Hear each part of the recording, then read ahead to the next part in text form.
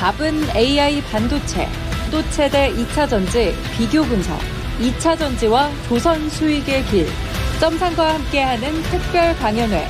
QR코드를 인식해 확인해보세요.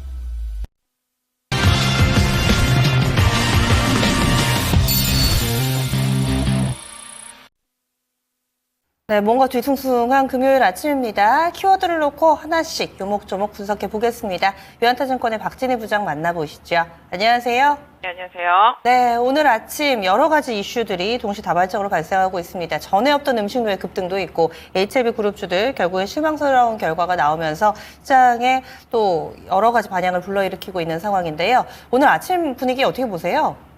네, 사실 최근에 시장에 뉴스 플레이가 상당히 많이 되고 있습니다. 뭐 김이 부족하다 이러니까 뭐 관련주들 엄청 급등했었죠. 또 음식료 섹터주들 뭐 삼양식품 막 급등하고 실적 나오고 나면서 지금 음식료 관련주들 다 급등하는 모습 보실 수가 있겠습니다. 바닥에 떨어져 있던 핫도그 우양도 오늘 급등하는 모습 보실 수가 있겠고, 중소형 음식료 업체들 다 강세입니다. 대상도 급등하고 있고요. 제일제당도 강세 보여주고 있는 모습 보실 수가 있겠습니다. 삼양식품이 좀 선두에 서 있는 모습이라고 좀 말씀드릴 수가 있겠습니다.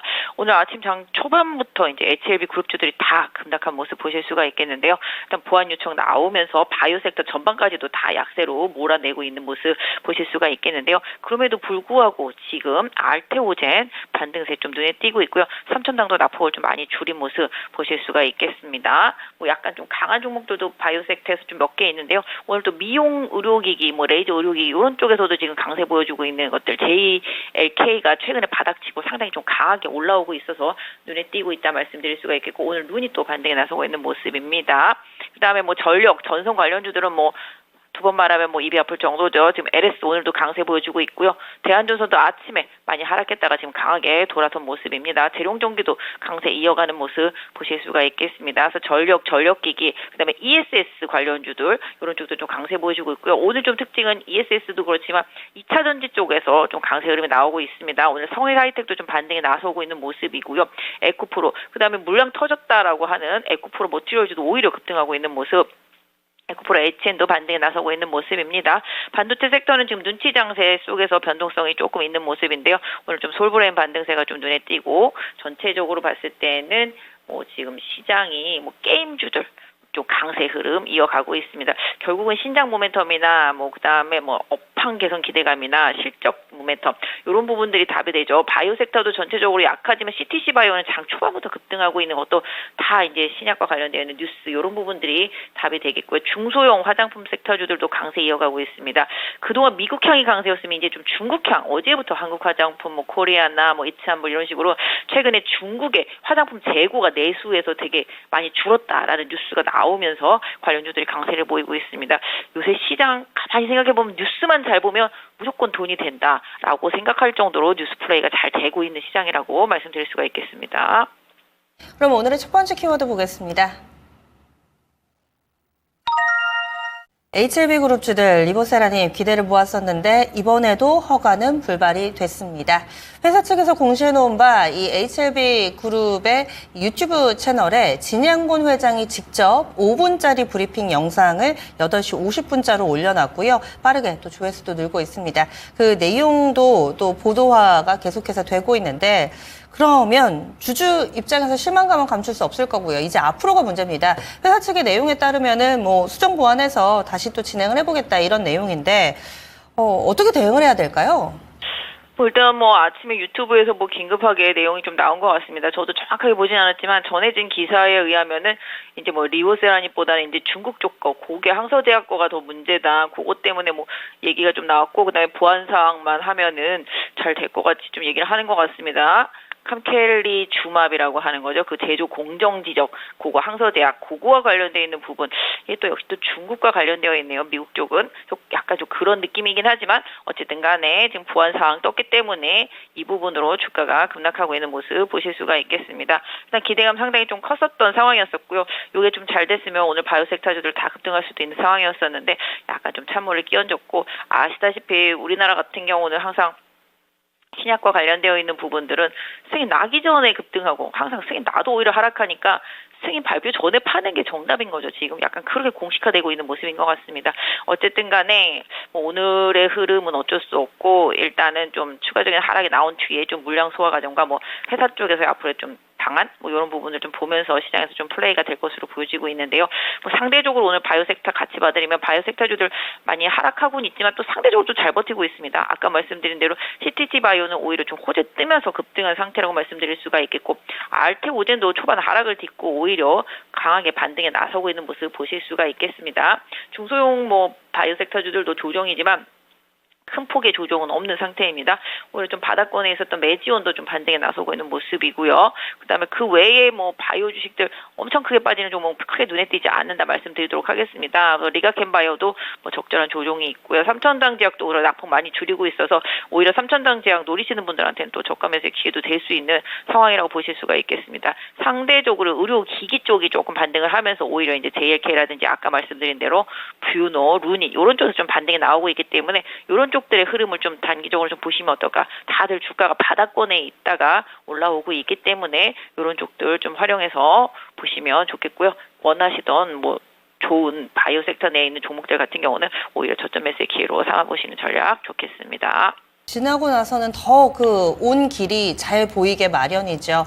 아, 그때 팔았어야 됐는데 라는 생각도 많이들 하실 텐데 사실 그 누구도 알 수 없는 결과였습니다. 여기에서 앞으로 또 어떻게 될지 계속 지켜보겠습니다. HBB 그룹주들을 중심으로 해서 제약바이오 봤고요. 다음 두 번째 키워드 넘어가겠습니다. 시장 대비 강한 쪽 음식료가 날아오릅니다. 이런 비상 정말 오랜만에 보는 것 같네요. 그리고 개인주들도 바닥에서 꿈틀꿈틀 오늘 시장 대비 선방하면서 급등까지는 아니지만 그래도 게임주 내에 오른 종목군들이 다수를 차지하고 있습니다. 삼양식품이 정말 대단하다라는 이야기밖에 안 나옵니다. 사실 불닭볶음면 유행했습니다. 뭐 이런 붐이 분지 국내에서는 한 10년 정도 된 것 같은데 이런 움직임을 이어가고 있다는 것도 정말 대단하고요. 게다가 이 훈풍이 다른 음식료주들까지도 번지고 있는 상황입니다. 음식료 어떻게 보세요? 뭐 거래량이 적기 때문에 주가 핸들링이 상당히 좀 잘 되고 있는데요. 삼양식품이 사실은 뭐 영업이익이 농심을 앞질렀다 뭐 이런 기사도 좀 나오고 있는 상태죠. 그러면서 초강세 보이고 최근에는 뭐 해외 인플루언서들이 뭐 이제 불닭볶음면 챌린지도 많이 하고 이러면서 주가가 더 견인되고 있습니다. 그래서 지난번에도 말씀드린 대로 음식료가 내수용이 아니다. 이제 수출주다. K푸드 예전에 뭐 K팝부터 시작해서 지금 뭐 K뷰티, K푸드 이런 식으로 계속 나가고 있는 상태인데요. 음식료 같은 경우는 뭐 필수 소비재이기도 하면서도 뭐 사람들의 이제 선호도가 상당히 좀 높아질 수 있는 메리트가 있는 상품들은 상당히 시장에서 부각이 되고 있습니다. 제가 아까 말씀드린 우양의 핫도그도 그랬고요. 그다음에 이제 불닭볶음면. 사실 저는 매운 걸 잘 못 먹어서 불닭볶음면을 입에도 대본 적은 없는데 아무튼 뭐 그쪽이 젊은 층을 상대로 해서 상당히 국내에서부터 인기를 꺾고 해외까지 좀 인기를 끌면서 실적이 상당히 좀 강하게 치고 오르는 모습이라고 말씀드릴 수가 있겠고요. 그 외에도 뭐 아까 말씀드린 대로 김 이것도 사실 뉴스에 한 2주 전부터 나왔거든요. 국내 김이 부족하다. 왜냐 그랬더니 수출을 너무 많이 해서 김이 없다. 이거거든요. 그러면 관련되어 있는 종목들 김이 한 장에 지금 뭐 150원이라던가요. 요 정도로 그러면 관련주들 움직이는 상태이거든요. 그러니까 지금 뉴스에서 뭐 미국이 중국 어떻게 때렸다 그러면 또 관련주들 막 급등하는 것처럼 뉴스에서 수출이 뭐가 잘 됐다 그러면 관련주들 우르르. 그러니까 그만큼 좀 시장이 약간 테마성이기는 할 수 있겠습니다만은 그게 또 실적으로 연결되는 구간이 나오고 있기 때문에 그 부분이 좀 주목되면서 시장에서 좀 테마가 형성이 되었다라고 봐주시면 좋겠습니다. 그래서 음식료도 그냥 뭐 단발성이라기보다는 계속적으로 시장에서 추세를 만들어 나가고 하나의 좀 테마라고 봐주시면 좋겠고 게임 같은 경우도 지난번에 거의 안 망하면 바닥이다 뭐 수준이었었는데 이제 넷마블에 이제 나 혼자만 레벨업 이제 지금 1위죠. 그거 치고 나가고 그다음에 뭐 최근에 이제 바닥 찍고 뭐 NC도 바닥이고 펄어비스도 이제 붉은 사막에 대한 기대치가 올라오면서 반등에 나서고 있는 모습이고요. 최근에 뭐 데브시스도 그랬고요. 비상장이긴 합니다만은 시프트업도 이제 상장 할 예정이고 그 회사가 최근에 만들어낸 스텔라블레이드도 지금 뭐 PS5죠. 플레이스테이션 5 쪽에서 봤을 때는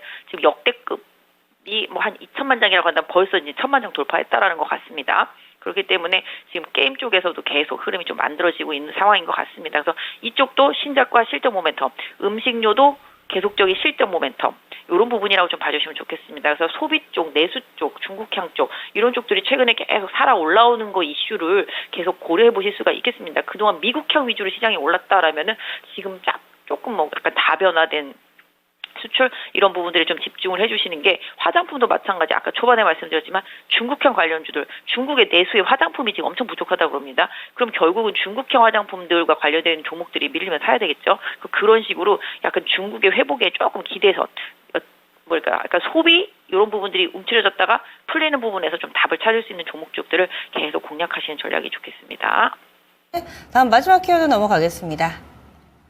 마지막으로 볼 부분은 바로 ESS 관련된 종목군들의 강세입니다. 전력, 예전에는 전력 설비 변압기부터 시작해서 구리 가격 오르면서 전선 쪽으로 가더니 이제는 전력 원에 대한 관심들 플러스 알파로 전력을 어떻게 하면 효율적으로 쓰는지 스마트 그리드, ESS 이쪽까지도 관심이 퍼져나가면서 요즘 수소나 그리고 폐배터리 쪽도 들썩들썩이고요. ESS 하면 또 2차전지 관련된 몇몇 종목군들이 딱 떠오릅니다.